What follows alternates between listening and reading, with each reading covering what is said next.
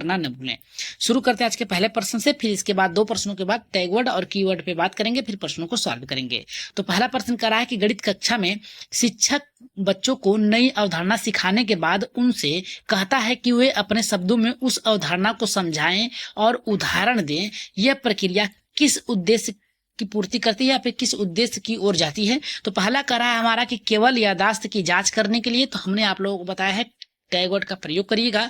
केवल अगर शब्द दिया है तो नेगेटिव होगा, काट दीजिएगा। यहाँ पे दूसरा कह रहा है कि उच्च स्तरीय, यहाँ पे कह रहा है कि हायर ऑर्डर थिंकिंग की बात कर रहा है, विकसित करने की बात कर रहा है। और यहाँ पे तीसरा कह रहा है कि लिखने की गति बढ़ाने के लिए, और चौथा कह रहा है कि गलत उत्तर देने वाले की पहचान करने के लिए। ऐसा नहीं है, गलत उत्तर देने की पहचान करने के लिए नहीं है, अवधारणाओं को स्पष्ट करने और उस पर उदाहरण के माध्यम से समझाने का प्रयास करने की बात कर रहा है। तो राइट आंसर यहाँ पे जाएगा आपका दूसरे के साथ जाएगा, यहाँ पे राइट आंसर होगा आपका दूसरा।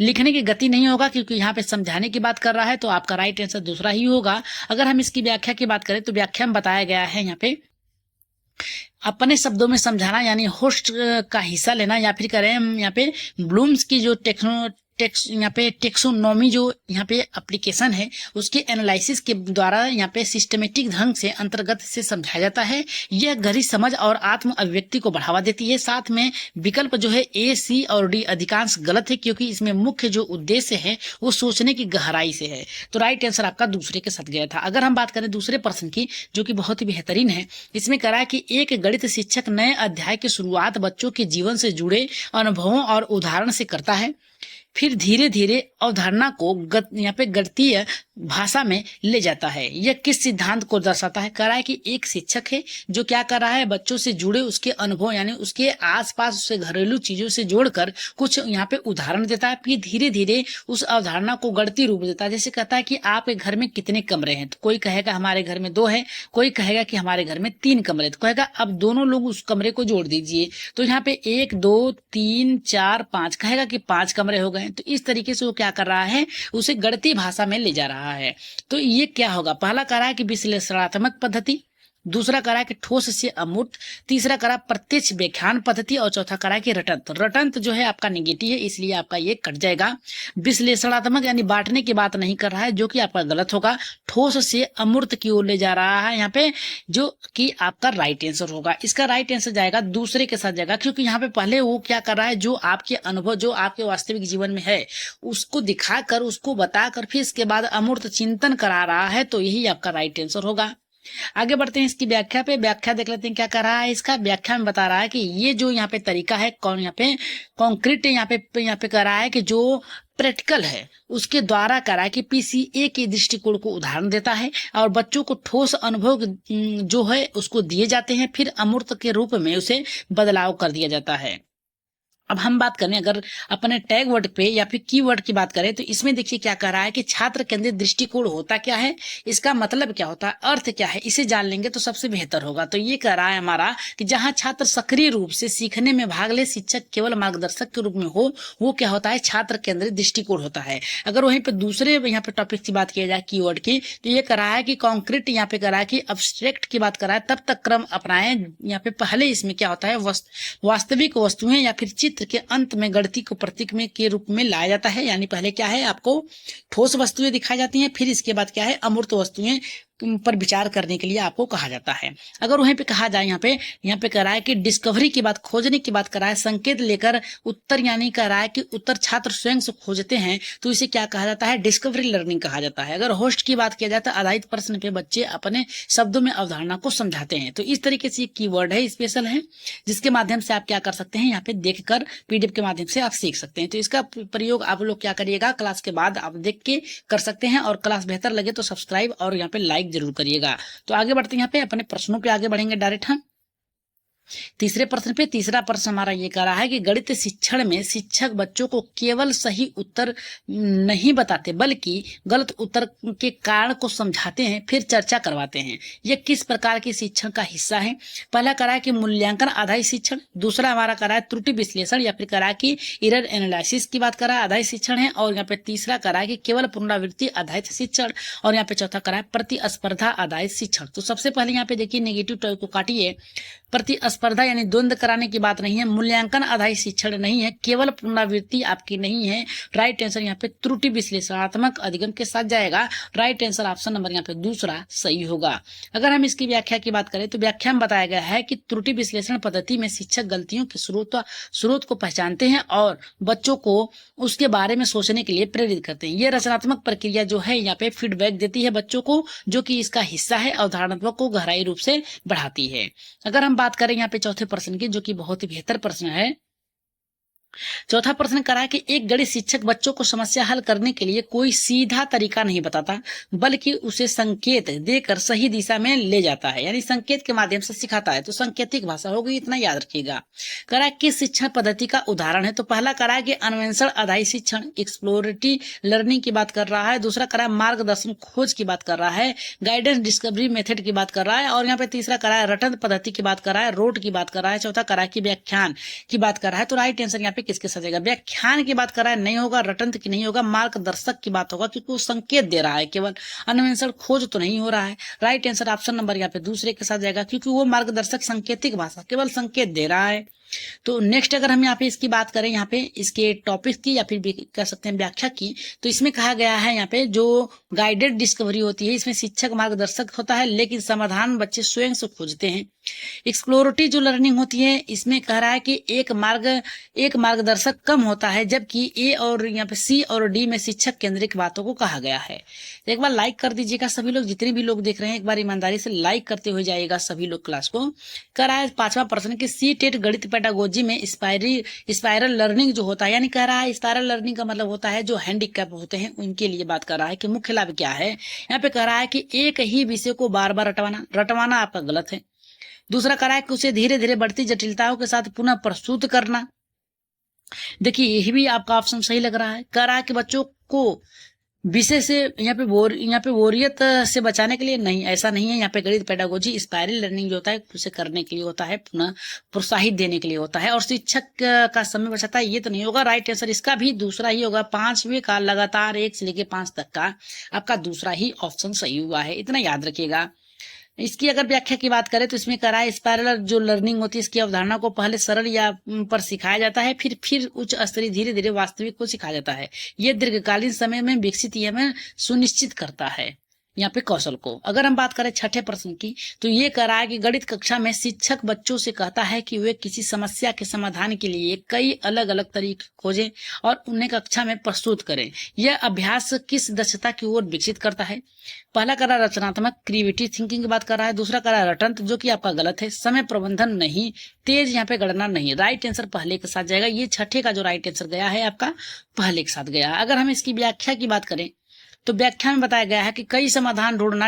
यहाँ पे कह रहा है कि डिवाइजेंट थिंकिंग की बात कर रहा है, रचनात्मक का हिस्सा होता है। ये गणितीय लचीलापन या फिर मैथमेटिकल या फिर फ्लेक्सिबिलिटी की बात कर रहा है, जो कि बढ़ाता है इसको। अगर हम बात करें यहाँ पे 7वें प्रश्न की, जो कि बहुत ही बेहतर प्रश्न है, कह रहा है कि गणित शिक्षण में यहाँ पे कह रहा है फॉर्मेटिव असेसमेंट का मुख्य उद्देश्य क्या है? पहला कह रहा है यहाँ पे वार्षिक परीक्षा में बच्चों को प्रतिशत बढ़ाना। दूसरा कह रहा है सीखने की प्रक्रिया के दौरान पुनः नजर रखना और सुधार करना। और तीसरा कह रहा है कि केवल ग्रेड देना, जो कि गलत है। साल के अंत में रिपोर्ट तैयार करना, ये तो आपका नहीं होगा फॉर्मेटिव असेसमेंट के अंतर्गत 7वें का। तो 7वें का जो राइट आंसर जाएगा आपका दूसरे के साथ जाएगा, क्योंकि इसकी प्रकृति जो ऊपर यहाँ पे गति है उसको सुधार करने के लिए उस पर ध्यान लगाना। राइट आंसर आपका जाएगा दूसरे के। अब हम बात करते हैं इसकी व्याख्या की। इसमें कह रहा है कि फॉर्मेटिव असेसमेंट में सीखने की प्रक्रिया के दौरान किया जाता है ताकि समय में सुधारा जा सके। यह निदानात्मक या फिर कह सकते हैं ये सहायक होती है दोनों के लिए। आगे बढ़ते हैं यहाँ पे नेक्स्ट प्रश्न, जिसका उत्तर आप लोगों को देना है कमेंट बॉक्स में। इसका आंसर आप लोग जल्दी से बताइएगा कमेंट बॉक्स में। हम प्रश्न को पढ़ रहे हैं, इसके पहले आप लोग क्या करिएगा, कमेंट बॉक्स में इसका आंसर दे दीजिएगा। करा कक्षा में शिक्षक ने गणितीय मॉडल का प्रयोग बच्चों को बीजगणितीय सूत्र यहाँ पे समझाया। सॉरी यहाँ पे कह रहा है कि कक्षा में शिक्षक ने गणितीय मॉडल का प्रयोग करके बच्चों को बीजगणित सूत्र यहाँ पे समझाया। यह किस सिद्धांत को दर्शाता? पहला कह रहा है कि बहुबुद्धि सिद्धांत को, दूसरा ठोस पिक्टोरियल अमूर्त को, और तीसरा कह रहा है कि व्यवहारवाद सिद्धांत को, और चौथा कह रहा है कि परीक्षण त्रुटि सिद्धांत को। तो राइट आंसर यहाँ पे 8वें का किसके साथ जाएगा, जल्दी से कमेंट कर दीजिए। यहाँ पे देखिए क्या कहा है, थोड़ा समझिए। गणितीय मॉडल की बात किया है, प्रयोग करने की बात कर रहा है, और बीज गणित के सूत्र को समझा रहा है। तो ठोस यहाँ पे पिक्टोरियल अमूर्त चिंतन करा रहा है, पहले ठोस वस्तुओं को दिखा रहा है, गणितीय मॉडल दिखा रहा है, मॉडल दिखा रहा है तो यानी कुछ यहाँ पे वस्तु को दिखा रहा है, वो क्या कर रहा है, दिखा रहा है, फिर प्रयोग करके बच्चों को बीज गणित के सूत्र दिखा रहा है। तो पहले दिखाकर फिर इसके बाद पिक्टोरियल अमूर्त चिंतन करा रहा है। तो राइट आंसर ऑप्शन नंबर यहाँ पे दूसरा सही होगा। अगर हम बात करें इसकी व्याख्या की तो इसमें बताया गया कि मॉडल और चित्र का प्रयोग यहाँ पे कर रहा है, क्रम से दर्शाता है, फिर अमूर्त अवधारणा को समझाने में उसकी क्या कर रहा है, मदद कर रहा है। अगर हम बात करें यहाँ पे नेक्स्ट प्रश्न जो कि आपका 9वां है, ये कह रहा है कि गणित में बच्चों को नए शब्दावली जैसे हर और अंश सिखाने के लिए कह रहा है कि हर और अंश, ठीक है, ठीक है, इसको कह रहा है कि यहाँ पे हर को बोला है, फिर अंश को बोला है, फिर कह रहा है कि अंश है, फिर कह रहा है कि हर है, ठीक। करा समझाने के लिए क्या करा है, शिक्षक पहले वस्तुओं यहाँ पे वास्तविक वस्तुओं और चित्रों को परिचित कराता है, फिर क्या करा है, गणितीय शब्दों को देता है। यह किस दृष्टिकोण को दर्शाता है, अनुभवात्मक शिक्षण, सूत्र केंद्रित शिक्षण, और तीसरा करा कि प्रत्यक्ष अनुवाद, चौथा करा कि रटन पद्धति। तो राइट आंसर यहाँ पे 9वें का किसके साथ जाएगा, तो 9वें का जो जाएगा अनुभवात्मक शिक्षण के अंतर्गत जाएगा। तो राइट आंसर जितने लोगों का आया है यहाँ पे पहला एकदम सही होगा। अगर इसकी व्याख्या की बात करें तो व्याख्या में बताया है कि अनुभवात्मक शिक्षण में पहले बच्चे को क्या है, अनुभव कराते हैं, फिर उस अनुभव से जुड़े शब्द को, अवधारणा को दिखाते हैं या फिर सिखाते हैं। अगर हम बात करें 10वें प्रश्न की, ये कह रहा है कि गणित में बच्चों को स्थानीय क्षमता, इस पे यहाँ पे कह रहा है कि स्पेटियल, यहाँ पे कह रहा है कि एबिलिटी विकसित करने के लिए कौन सा तरीका सबसे उपयुक्त है। पहला कह रहा है कि बार बार गणना अभ्यास कराना, ज्यामितीय आकृतियों के साथ गणितीय और 3D मॉडल बनवाना, केवल ज्यामितीय सूत्र रटवाना और केवल शब्द निगेटिव है। चौथा करा टेस्ट से ज्यादा सवाल देना, ये भी गलत है। तो बचा आपका पहला और दूसरा। तो जो 10वें का राइट आंसर जाएगा आपका दूसरे के साथ जाएगा ज्यामितीय आकृतियों के साथ यहाँ पे गतिविधियां और 3D मॉडल प्रस्तुत करना, क्योंकि यहाँ पे स्थानिक क्षमता की बात कर रहा है, विकसित करने की बात कर रहा है। तो राइट आंसर ऑप्शन नंबर यहाँ पे दूसरा सही होगा। अगर इसकी व्याख्या की बात करें तो व्याख्या में बताया गया है कि इस पे यहाँ पे करा कि स्पेटल एबिलिटी की विकसित यहाँ पे करा कि विजुअलाइजेशन हैंड्स ऑन एक्टिविटी की बात कर रहा है, यानी करके सीखने की बात कर रहा है। अगर हम बात करें 11वें प्रश्न की, जो कि बहुत ही महत्वपूर्ण प्रश्न है, इसका आंसर आप लोग इसका कमेंट में दीजिएगा।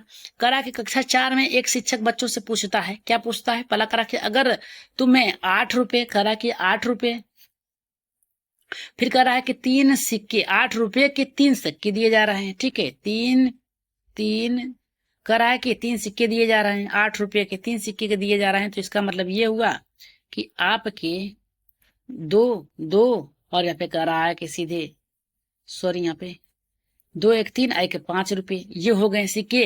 5 रुपए 2 सिक्के कुल कितने रुपए हुए, तो ये आपको बताना है। तो पहला करा है कि उसके बाद वो बच्चों से ये पूछता है कि उन्हें कैसे सोचा, ये किस प्रकार का आकलन तकनीक है। पहला करा समग्र आकलन, दूसरा करा सोचने की प्रक्रिया पर आधारित आकलन होगा, तीसरा करा कि मानवकृत परीक्षण होगा, चौथा करा कि वस्तुनिष्ठ परीक्षण होगा। तो राइट आंसर यहाँ पे 11वें का किसके साथ जाएगा।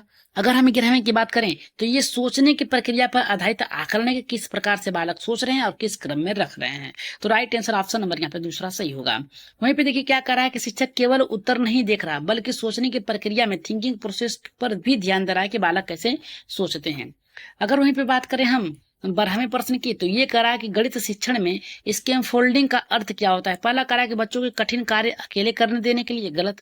अस्थाई सहारा देकर धीरे धीरे स्वतंत्र बनाना, देखिए अस्थाई यहाँ पे सहारा देने की बात करा, जो कि सही है। इसके फोल्डिंग में यही होता है, पहले सहारा देना यही होता है इसके फोल्डिंग। केवल गृह कार्य, ये आपका गलत है। बार बार ये कहीं सवाल देना नहीं, राइट आंसर ऑप्शन नंबर यहाँ पे दूसरा। देखिए आज के प्रश्न में अधिकतर प्रश्न जो है दूसरा ही सही हो रहा है। यहाँ पे देखिए क्या कर रहा है कि इसके फोल्डिंग में शिक्षक सहायता देता है, जैसे जैसे छात्र सक्षम होता है उससे सहारा कम हो जाता है, ये होता है इसके फोल्डिंग के बारे में। अगर हम बात करें 13वें प्रश्न की, जो कि बहुत ही महत्वपूर्ण है, करा गणित में मैथ, यहाँ पे करा कि एनएसटी से निपटने का सबसे उपयुक्त तरीका क्या है। तो पहला करा कि बच्चों को प्रतियोगी माहौल में रखना, दूसरा करा कि डराने वाली भाषा का प्रयोग करना, तीसरा करा छोटे छोटे सफल अनुभव देना और सकारात्मक प्रतिक्रिया देना, चौथा करा कठिन यहाँ पे सवाल पहले से देना। तो राइट आंसर यहाँ पे किसके साथ जाएगा, 13वें का। 13 का जो राइट आंसर जाएगा छोटे छोटे यहाँ पे सफल अनुभव देना और सकारात्मक प्रक्रिया देना, ताकि बालक से मोटिवेट हो सके। तो ये था आपका 13वें प्रश्न का उत्तर। और यहाँ पे कह रहा है कि सकारात्मक प्रक्रिया के द्वारा कठिन प्रगति मैथ जो है उसको कम किया जा सकता है, जो भी हार्ड प्रश्न है। वहीं पे 14वां हमारा प्रश्न जो है कि बहुत बेहतर है, इसका आंसर आप लोग दीजिएगा कमेंट बॉक्स में। करा कि गणितीय पेडागोजी में पीयर टीचिंग का मुख्य उद्देश्य क्या है। पहला करा है कि पीयर टीचिंग का क्या है, तो कह रहा है कि यहाँ पे शिक्षक का कार्यभार कम करना, दूसरा करा छात्रों को एक दूसरे से सीखने और सिखाने का अवसर मिलना चाहिए, और तीसरा करा कक्षा में शोर कम करने के लिए, चौथा करा टेस्ट का समय घटाना। तो इसका राइट आंसर आप लोग कमेंट बॉक्स में देंगे। कहाँ देंगे, कमेंट बॉक्स में दीजिएगा और बताइएगा कि इसका आंसर क्या होगा, पहला होगा, दूसरा, तीसरा या फिर चौथा। इसका कौन सा आंसर होगा, राइट आंसर आप लोग कमेंट बॉक्स में बताइएगा। आगे बढ़ते हैं यहाँ पे 15वें प्रश्न पे। देखिए 15 का प्रश्न करा है कि गणित के एक शिक्षक ने बच्चों को एक जटिल समस्या दी, लेकिन उसे हल करने के लिए कोई निश्चित तरीका नहीं बताया, यानी हल करने का तरीका नहीं बताया। यह किस प्रकार का शिक्षण रणनीति है। पहला करा कि ओपन एडेड समस्या, यानी कला खुले अंत वाले प्रश्न है। दूसरा हमारा करा रटन पद्धति, जो कि आपका गलत है।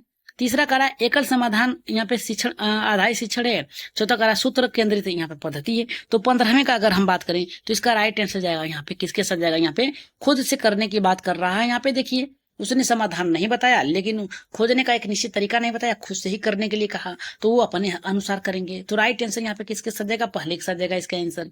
अगर हम इसकी व्याख्या की बात करें तो इसमें बताया है ओपन एंडेड जो समस्या है, कई संभावित प्रश्न का समाधान रणनीतियां हो सकती हैं, यह रचनात्मक सोच को बढ़ावा देती है।